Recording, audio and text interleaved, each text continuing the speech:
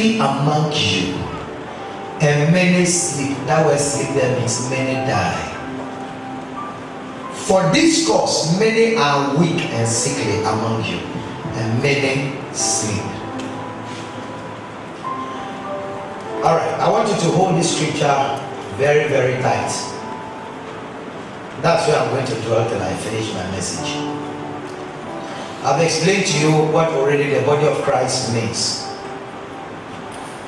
So in Matthew chapter, for those of you who are first timers in this church, let me explain that quickly. Can I get one of you? Yeah, alright.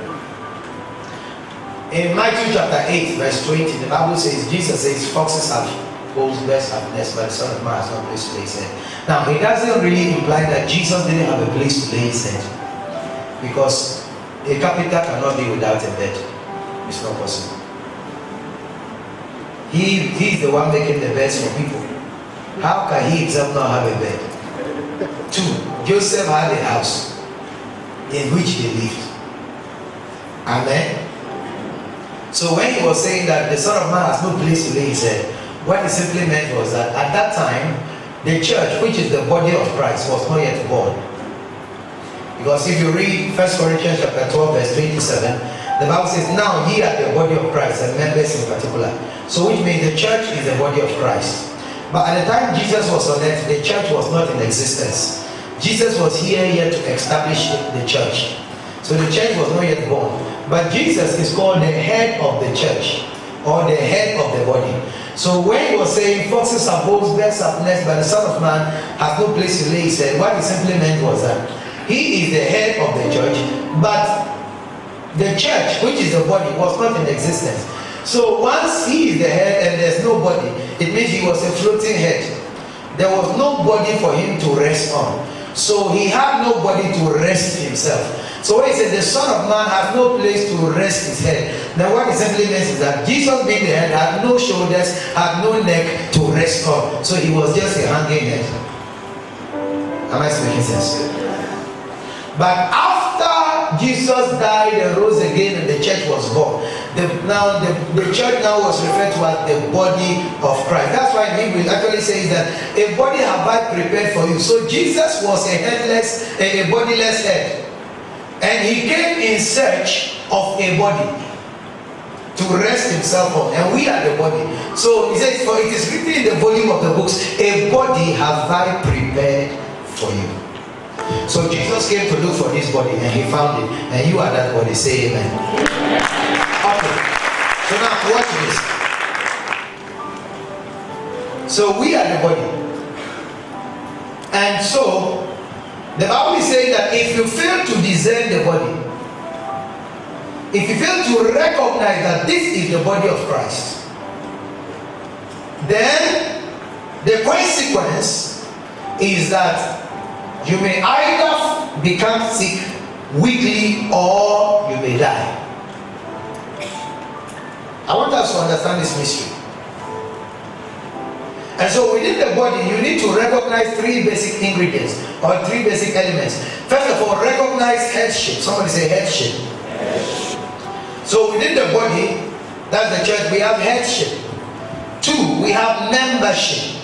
3, we have fellowship. So headship or leadership. Hebrews 13:17 says, obey them that have the rule over you and submit yourself. For they watch for your souls, that they may give account. As they that may give account, that they may do it with joy and not with grief. For it is unprofitable unto you. How is it unprofitable? You may either be weak, sickly, or you may die. Headship. So in the body of Christ, when you have not just in wind and fire, but if you happen to be in any church, learn to honor headship. Respect leadership. It doesn't profit you in any way to be a rebel. There are churches where people fight, and when it's time for them to get board members, or I don't even know why they call them board members, deacons. And the word deacons, as used in the Bible, actually means servants. That's why in this place we don't have deacon seats. The deacons are those who are served. When you meet, deacons are Because a deacon is a servant, not a boss who comes to sit in front and marking register. It's a very wrong concept from the Bible. Hallelujah. And so there are certain churches that when they want deacons, they want to elect deacons. Some people will fight their way to be elected. Say, no, pastor cannot be there fooling around. Elect me, let me go there and bring sanity to the system. Oh yeah, you enter. And then you enter. Even if the pastor says the Lord said we should do this, then you oppose. So you are opposition member against incumbent. Oh, I'm telling you, this happened in churches. So then you have these deacons now, they sit down in twos. They visit one another, and one particular deacon's house, they will sit down and discuss. And Luther, today they want we go to church. Pastor will not say our ITA. And so they go there and they think that they are fighting against the pastor. Little do they know that they are fighting against God, because they have not discerned the Lord's body.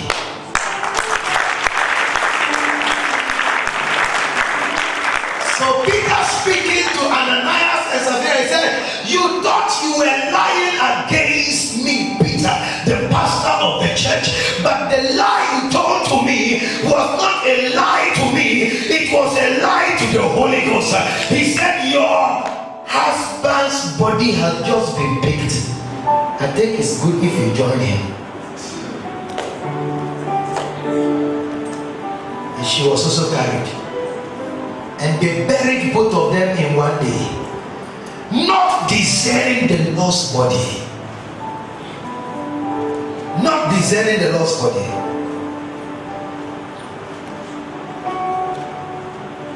One of the worst things to do is to rise up against your pastor. I'm not saying it just because I'm a pastor.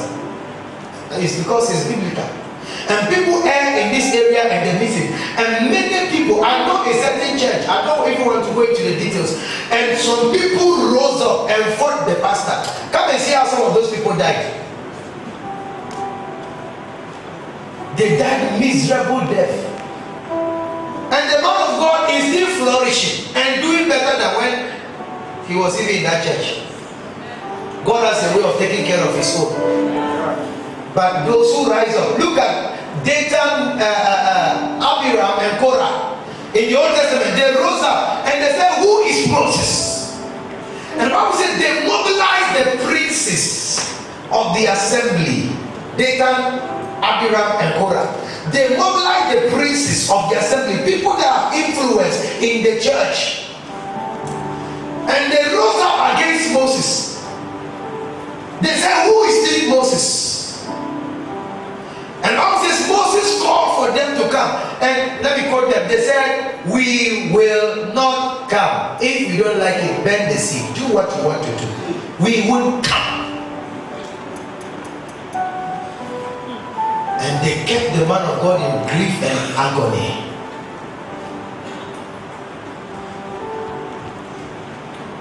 Look at it. And Moses said to call Dathan, Abiram. Numbers 16:12.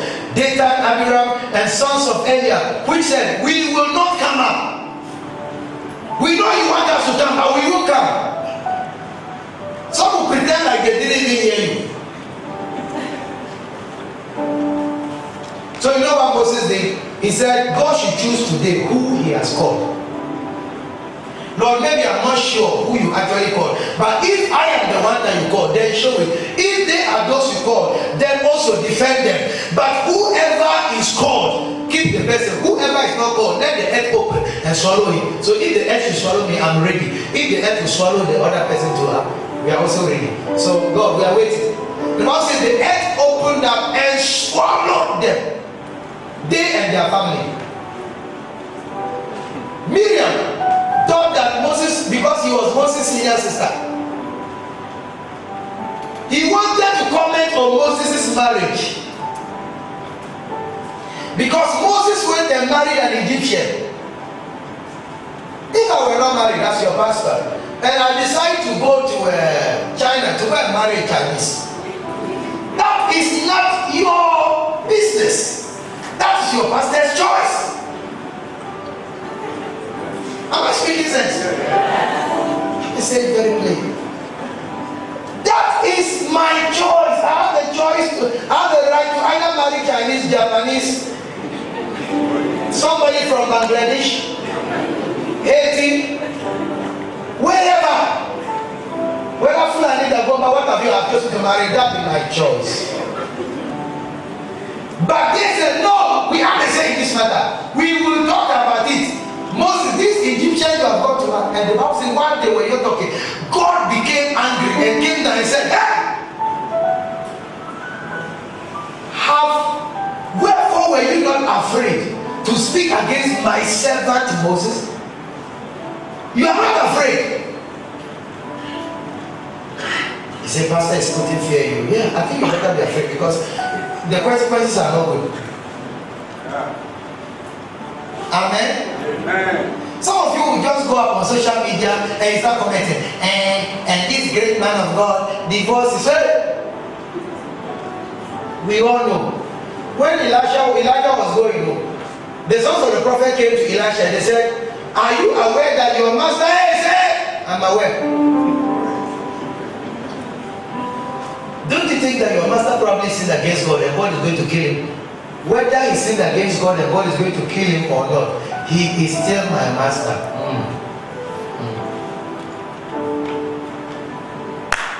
We don't talk about it.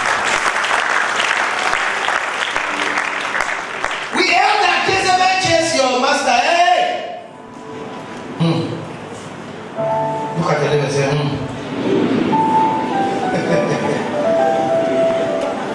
Jezebel chased your master. No, we don't talk about it.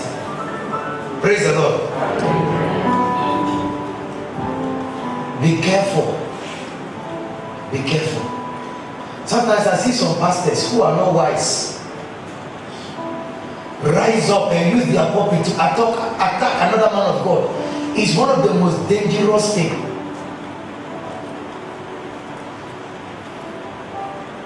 It's one of the most dangerous things. So, especially men of God like Prophet T.B. Joshua, people attack them. I don't know. Look, I have been greatly blessed by the ministry of this man. Even if he's a false prophet, God forgive me. But the truth is that his ministry has made me a better Christian. So if God will have to use a false prophet to make my ministry better, then maybe God has used a donkey to stop an angel from killing me.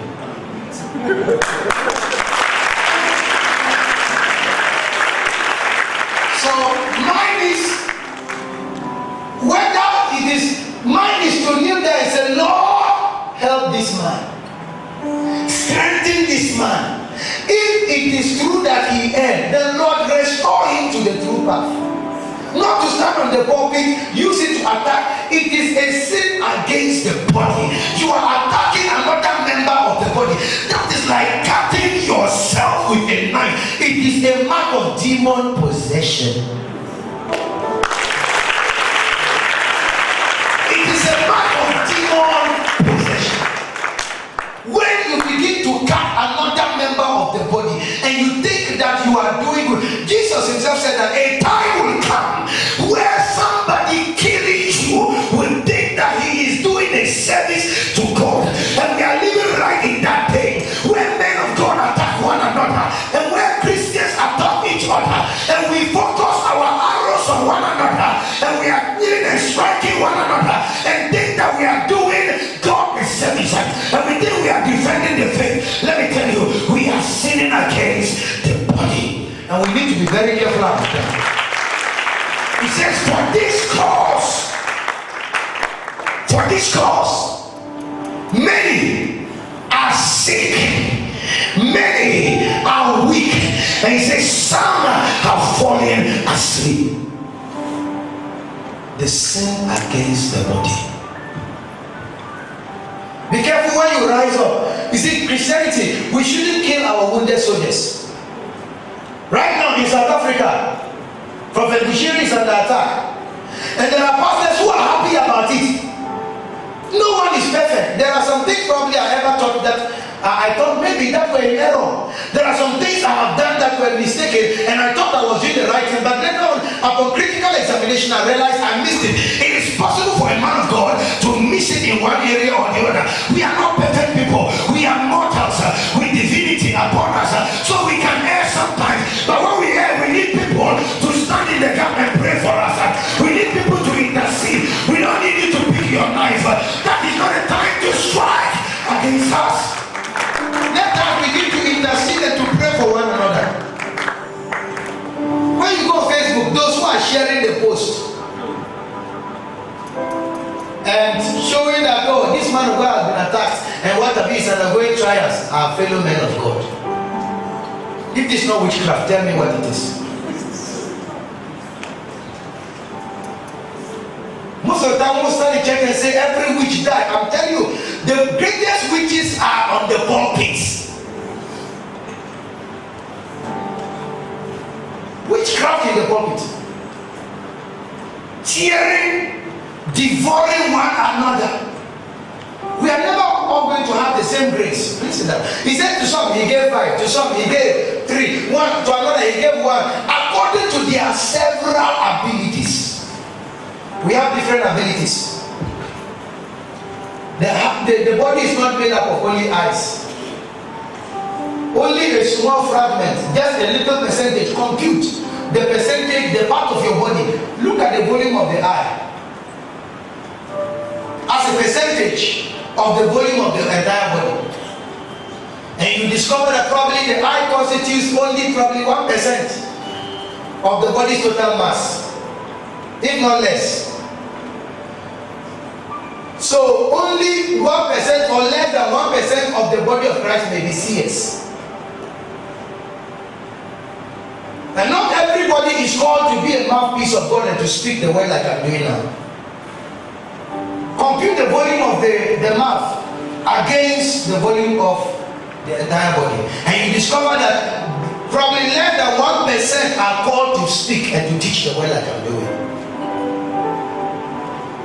But whether you are a mouth, an ear, an eye, a neck, a body, whatever part of the body you are in, know that you are much as part of the body as the eye and the mouth. So you should not fight against one another. It's a sin. Praise the Lord. Hallelujah. Praise the Lord. Hallelujah. It's a very big disease. Fighting against ourselves.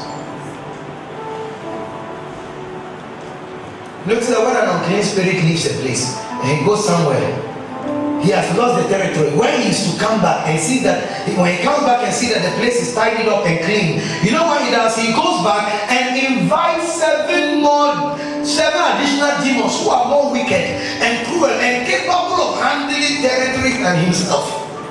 And he will bring them, they will join forces and take over the territory. That's how it's supposed to be in the body of Christ. But you know what? When a man of God is in a particular place, and when some Christians are in a particular locality, and another Christian is coming, or another man of God is coming, the men of God will gang up and fight him. This is our territory, don't come in. Instead of joining forces, so demons are even much wiser than us. They will unify to take territories. We will fight ourselves and the territory will be taken. He said when 2 brothers fight for an inheritance, it's a stranger who inherits it. But they'll kill themselves. It's better we live as brothers or we die as fools.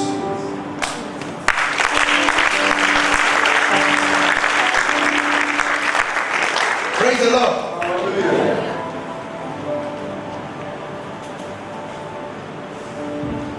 There is this disease, I'm actually going to read it from one of my books that is about to come out. Autoimmune, is it hemolytic anemia? Am I right? Okay, the doctors are here. If I'm wrong, you just come and correct me. If you feel that I'm not explaining it well, please come, I'll give you the microphone. You help me. Amen.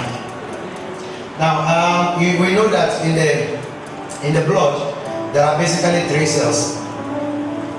3 different kinds, basically. The white blood cells, red blood cells, and then the platelets, which help to stop bleeding and what have you. Okay. I know the doctors are eager to take the microphone from you. When is their territory, they are marking the bastard.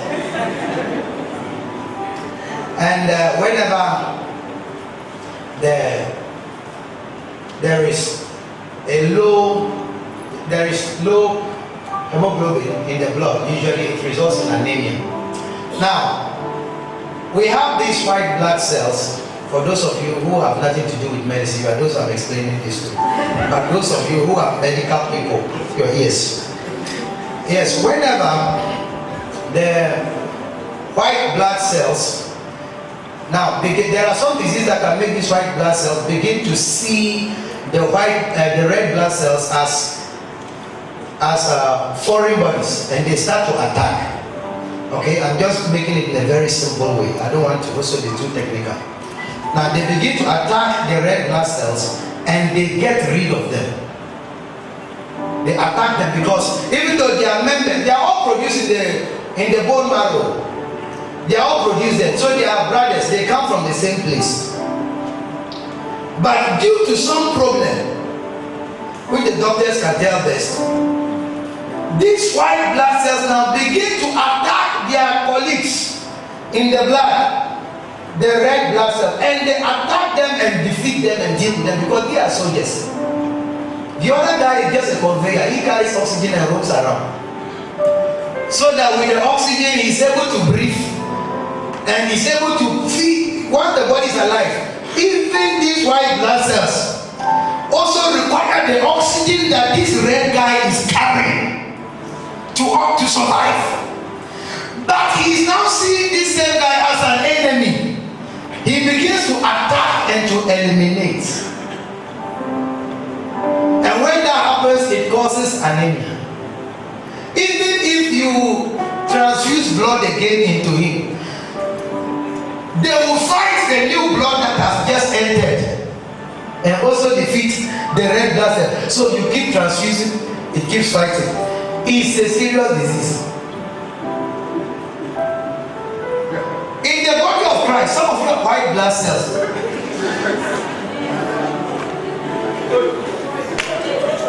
And we have this condition that makes us to look out for red blood cells, the carriers of oxygen, and we are eliminating them. Anybody you see carries oxygen, you can't.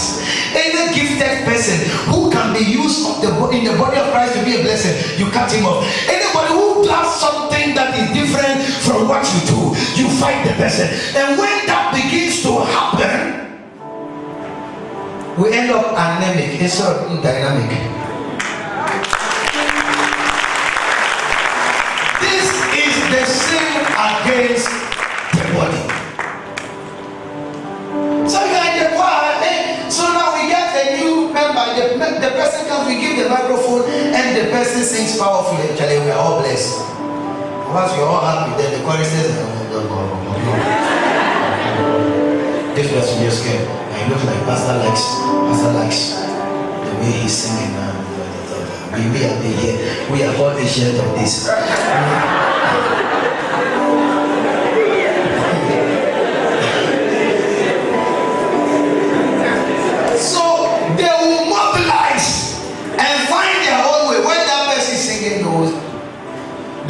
Some way, then the thing will spoil. You see, after all, the person is not as good as we are saying. I'm not saying that you guys are different, but you see, in some places it happens. No? Yeah. Praise the Lord. Hallelujah. Hallelujah. Oh no. This is a disease. This is a disease. Sometimes people cannot just stay together in church. You see, you have fought 3, 4, 5 people in the church. You are not talking to them. You are fighting among yourselves. It's very common, particularly among women. No, I don't mean to be gender biased, but it's true. It's easier for men to live among themselves and not have problems than women. You put 2 women together in the room, you go and find 2 dead human beings.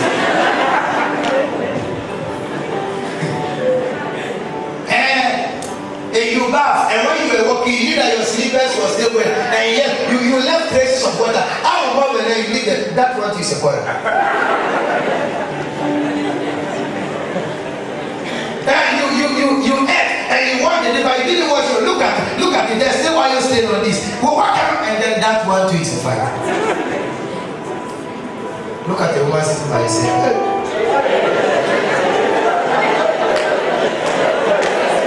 Philippians chapter 4. Before you crash my head, let me show you something. Philippians chapter 4. Take me there, verse 2.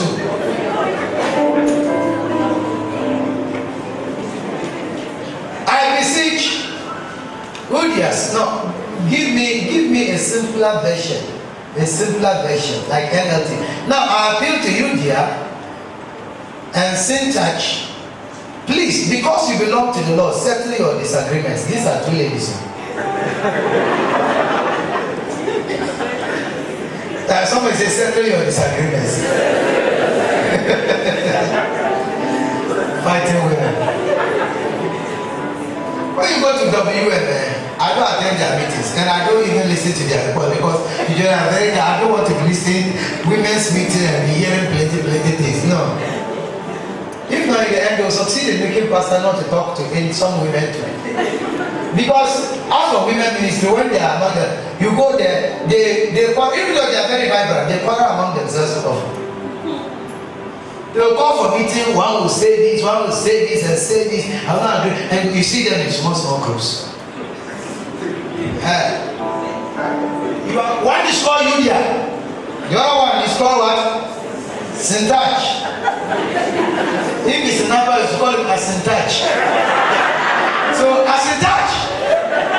And are you there? Please, because you belong to the Lord, settle your disagreements.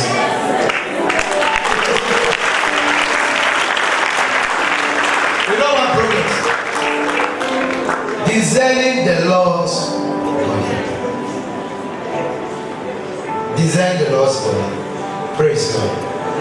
Hallelujah. Let me conclude with this. The next is accusations in the body. These are all sins against the body. Fighting, holding grudges, and accusations. Accusing one another. Instead of defending one another, we are accusing one another.